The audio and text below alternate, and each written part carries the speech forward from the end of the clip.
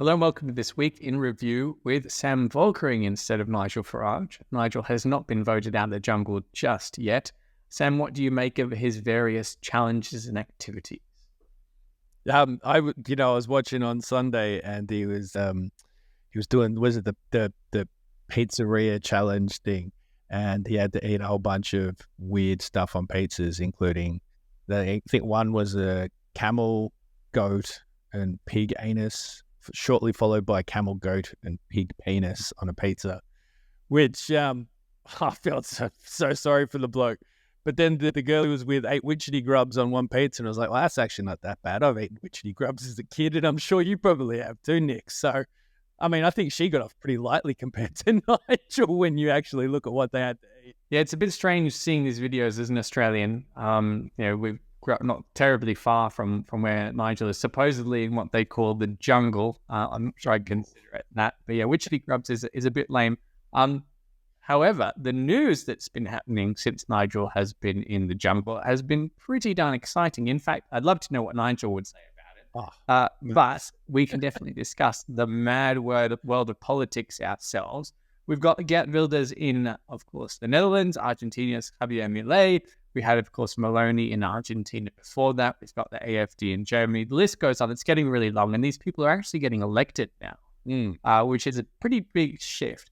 It seems to me that they seem to get sort of sucked into the mainstream as soon as they are elected. My question is whether that's going to occur with Geert Wilders and with Javier Milei.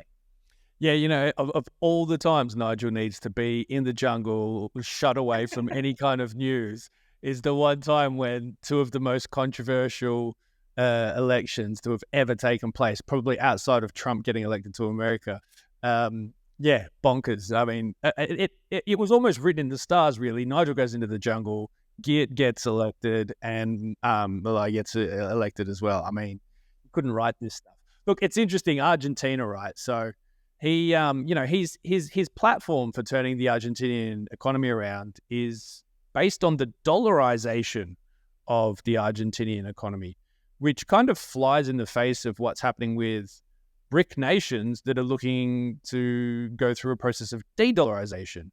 So, I mean, there's a lot of reports that he's, pro-Bitcoin as well, which is, for a president of the second largest economy in South America, that's pretty significant. But that again, that flies in the face of the idea of the dollarization of the Argentine economy. So it'll be interesting to see how it plays out. I mean, his political platform is what it is, and he's there now. So, they're stuck with him. But those are competing ideas, really. I think that the idea of the dollarization of Argentina is probably a mistake. But then the alternative is the status quo, which is shocking and has got them into this position to start with.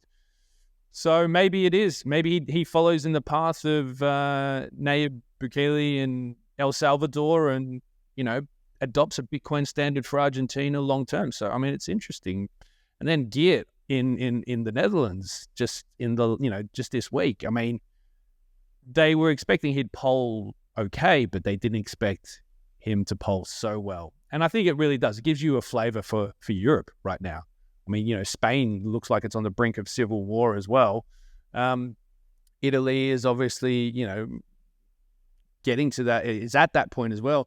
But I think once they get into power, like if Geert can get a coalition going in the Netherlands, even if he's prime minister, it'll be somewhat of a watered down version, I think, of how he got there to start with. My question to you is what happens following that? Because it seems to me that Salvini was elected on the mandate that the euro is a crime against humanity, which implies now that he's a bit of a war criminal. But yeah, it doesn't seem to be held accountable for that, except for the fact that a lot of his voters then went to Meloni, because obviously Salvini hadn't delivered on his platform, and so now we've got Meloni not really delivering on her platform. So what happens next? It's getting a bit worrying. Do you know what? I don't know if there's an answer to that question, Nick. You're right. They get into power on these populist ideas, and it gets them the votes, and there's a lot of promise.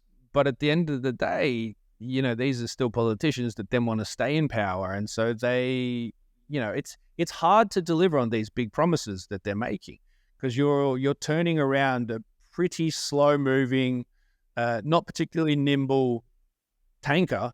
And that doesn't happen in a short space of time. And I think what you end up with is that they promise, they under-deliver, and then things probably return to the status quo in the next cycle. Yeah, that is the most likely outcome. It's worth mentioning, of course, that Nexit is the obvious choice for the next exit from the EU. So there's a bit of irony there. It is, but I don't think the Dutch will have that, to be honest with you. I think it'll get talked about, but I don't think it'll ever even go to a referendum. I just don't think there's the appetite for it with the Dutch people. Yeah, they seem to be a few steps back from where the UK was. Geert Wilders is supposedly anti-EU and anti-Euro, but he only got 20-something% of the vote, which is, in the end, not a huge amount. The question is whether the people who are demanding exemptions from certain EU rules and laws in order to pursue domestic policies that they want decide that those domestic policies are more important than membership of the places of the EU, and whether other countries then see, some countries getting cut out from certain provisions like the UK used to be, and it all sort of falls apart piece by piece. But let's move on to the autumn statement, the big news in the UK politics again, but obviously very important for investors because it's all about taxes. My question to you is whether the Chancellor raised taxes or cut taxes, because I cannot for the life of me figuring it out. I've had all sorts of headlines come across my screen ever since the autumn statement. Some say taxes are going up, some say taxes are going down. We can't even agree on that. Tells you about the nature of the statement. Which of the two is it? I like the timing of this autumn statement because it's during the Black Friday week sales, right? And you know how when you jump onto Amazon or you go to the shops and you see all these 50% off Black Friday sales, but all they've really done is they've just pushed the price up beforehand, drawn a big red line through it, and then say, "Hey, look, we discounted it." And that's exactly what they've done here. Is they've pushed the tax rate up and then just gone, "Oh, look, autumn statement, Black Friday sales," drawn a big line through it and gone, "Yay, sale for everyone." And like when they say, "Oh, we've halved inflation," they've halved inflation from 20%, and it's still 5 times higher than their target rate. I mean, it is laughable. You can't help but laugh when they pat themselves on the back and they hoop and holler in Parliament. I watched a lot of it this week when they were in Parliament, and the opposition as well, and they were booing, and it's a comedy show. It really is. And the cost of living isn't coming down. Inflation's still too high. The bank rate's still probably going to go up. A good flavor for what the market expects is during the autumn statement in Parliament.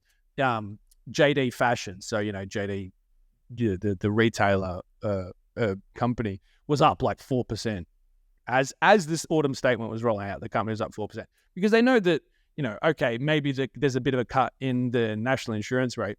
That money's going one direction only, and that's straight back into the economy. And that maybe spurs a little bit of growth, but that also pumps inflation pretty hard as well. So, inflation's not going anywhere. Rates are staying high. The tax rate itself, it's all for show, but realistically, still in a much higher tax rate environment. So it is what it is. It's a bit bizarre because it's sort of gaslighting the people who are supposed to be voting for you, right? To say to them, "Oh, we're cutting taxes here, we're cutting taxes here. The economy is great, unemployment's low." Meanwhile, the lived experience of people is obviously very different. We've got headlines from Telegraph: retirees will be paying income tax on the state pension within 5 years if the Tory deep freeze on tax thresholds continue. Millions of people will be on the higher marginal rate, 40%. What I find interesting about the 40% rate is that if you got a pay rise to match inflation, you're still well behind the inflation rate as a result of that incredibly high marginal tax rate. So the pay rise you need in order to actually break even on inflation is, of course, absolutely massive. So surely this is not a vote winner, given the fact that people will know they're being gaslit. They know how much they combine, how much they're taking home, and how much their marginal tax rate is. So, why are they doing it? It's a vote grabbing exercise. I don't think there's anything anything else apart from that, really. It's like they're trying to impress their journalist friends when they know it's not going to go anywhere with the actual voters. Sorry to interrupt, but if you're enjoying this content, you can get it every single day. Just click the link in the description or go to fortuneandfreedom.com. Get a daily email from our team of experts. Thank you. I want to ask you about something that I've been covering in detail on Fortune and Freedom, and will continue to do. And it's the question of whether or not the inflation that we experienced was a deliberate policy or not. Right now, it seems to be that central bankers and governments are getting accused of, I guess, incompetence at worst. The inflation came out of nowhere, that sort of thing.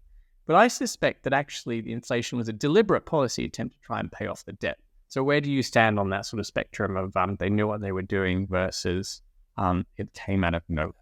It's a tricky one. You can't help but think that they knew what they were doing, but at the same time, you get the feeling that they genuinely believed that inflation wasn't going to be a problem. And I find that pretty hard to reconcile because it was pretty obvious that that was going to be a problem. So then you have to come back to they actually knew what they were doing and they were trying to inflate away their debt and arguably still are. So it's a tricky one because at the end of the day, when you marry up what's happening and the inflation rate, the knowledge of how that works and what they've actively done to the economy to keep that alive, which is what's happening, then you have to think they know exactly what they're doing. So they're just basically lying to people about the impact of their policy. So yeah, if they don't know what they're doing, they shouldn't be in office. Let's move on to a story from Australia. This comes, of course, after Nigel's big debanking story over the last few months. The Australian version is a little bit odd. It's a particular type of hypocrisy from one of the big four banks in Australia. It's two different stories happening at the same time. The first story is that ANZ is demanding that its staff come to the office. I think it's 50% of the time, so 50% of days. Otherwise, they could face consequences. That inference was that they might actually get pay cuts if they don't show up. But at the same time, a whistleblower has come out claiming that ANZ directed its customers to ATM machines and said that it had services that were not available because of some sort of downtime, falsely saying so, in order to push people to online banking and doing things from home, not having to go to the branch. And the idea of this was to justify the closure of branches all across Australia, which is a big political issue at the moment in Australia. And I just find it incredibly ironic and just extraordinary amount of hypocrisy to demand that your staff come in to work more while you also try and trick and demand your customers don't come to the office. And that seems to me this is just another example of sort of the big banking world just behaving so immorally. Yeah, I mean, they need to figure out how to squeeze margins out of the financial products that they offer to more people. So they and at the same time they know that productivity has dropped off a cliff with people working from home as well.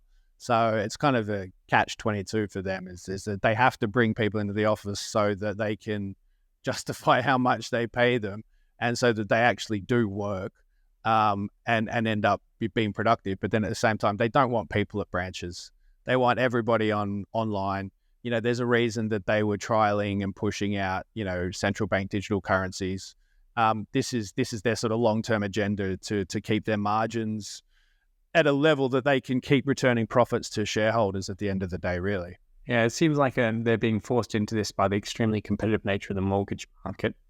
I want to finish with some questions about artificial intelligence, which is something you've been focusing on a lot. The first thing I want to ask about, though, is the fact that the AI stocks, as they've become known, especially in the S&P 500, are responsible for almost all of the capital gains in 2023. This is one of the reasons why the US stock market has left most of the rest of the world behind this year. It's because the AI stocks are centered in the US and on the US market. They're included in the S&P 500 because they're so big. Do you think that can continue, that trend? Yeah, absolutely. So we are absolutely going to see AI driving the market continuously. NVIDIA earnings in the last week were off the chart. They blew the roof off in terms of earnings, and that was all driven by AI and demand for AI. their AI chips. You know, Elon Musk was on a podcast recently saying that the AI for X.com's Grok was trained on 8,000 A100 NVIDIA chips. They're going for about 10 grand a pop. He said they're going to double compute every month or couple of months for the foreseeable future. So if Elon's going to be spending, you know, upwards towards, you know, $500 million or $1 billion on training his AI, and that's just what he's doing, then you add in what Microsoft is doing, when you add in what Google is doing, most of those are drawing chips from companies like NVIDIA or AMD if they can't get them from NVIDIA, or Intel if they can't do that. Apple's developing their own AI chips. AI is absolutely driving all these companies, Meta as well. That is not changing in a hurry. I think there were forecasts that the, you know, AI hardware market was set to double next year, and then another 85% off the top of that on the year after. I mean, if you're not switched on to looking at AI investments, or at least using AI in the way that you invest, you know, you've got to switch on to what's happening in the market, and that's exactly why we're putting out some brand new content. We've got a big event actually coming up for readers in, I think it's in the next week. There'll be loads more info about that, I think, below this video today, because I've been researching AI for a decade now, and what I've seen happen, particularly in the last year, is a decade's worth of activity. I mean, to be fair, AI has been developed for the last, 50, 60 years, but particularly over the last 10 years, where the way I've seen the market develop and what's coming together in the combination, I guess, of AI and human ingenuity is really exciting. And we've now got those tools at our fingertips that we can help investors to make better decisions in the market, bringing together AI and what we do. So it's exciting stuff. And if you're not switched on to what's happening with AI, I mean, you need to be. And that's why we're putting this special event out. There's two different issues going on here that I don't want to conflate. The first is something that you've already captured, which is especially this hardware aspect to AI, the fact that it needs extraordinarily massive computer power. We're sort of on that exponential part of the curve in terms of the hardware needed in order to make AI function well. And that's the investment trend that's been playing out quite well. And like I said, I know you've captured that really well. The other part is the part that you're focusing on now, which has me a lot more intrigued, which is the idea that investors can use AI in their investment decisions and in their analysis of investment markets and their analysis of information and things like that.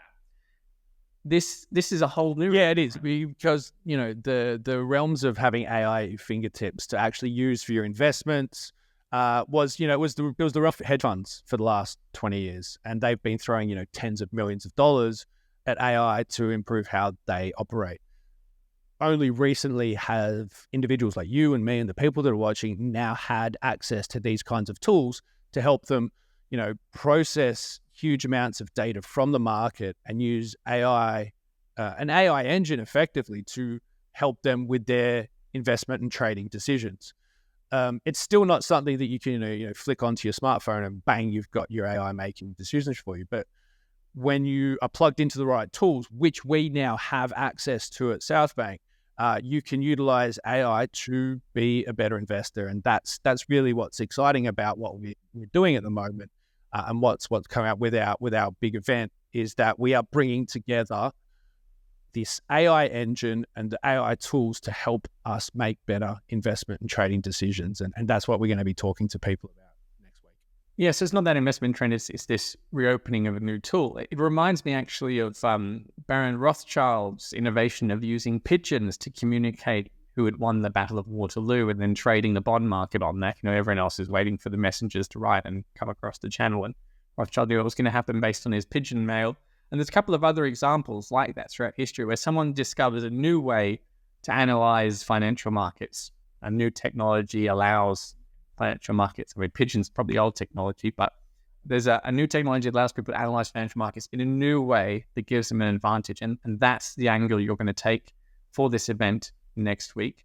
If you are interested, everyone at home, to find out more about this, you can sign up now to get more information about it. There should be a link below the video, as Sam said. It'll introduce the general idea of what we're talking about here, so that you can get warmed up and get excited about exactly what Sam is going to reveal next week. Sam, last word to you. How confident are you that this? I'm very confident. I've been working and developing this for the last few months, and so far, the back testing has been exceptional, and everything indicates that this is going to be probably, it's easily the most exciting thing I've ever done with Southbank, because, as I say, it's bringing together an AI engine with my thematic approach to the markets and big trends, and we're going to be releasing something pretty important, something pretty special. From the man who brought us cryptocurrencies, that's quite a claim. It's actually a claim that our investment director, John Butler, has also said. He says this is the most exciting thing that you've brought to Southbank. So I'm looking forward to it, and I'm sure everyone at home is. So check out the link below the video. Sam, thanks very much for coming on to replace Nigel in such a tumultuous political week. And to everyone at home, thanks for watching.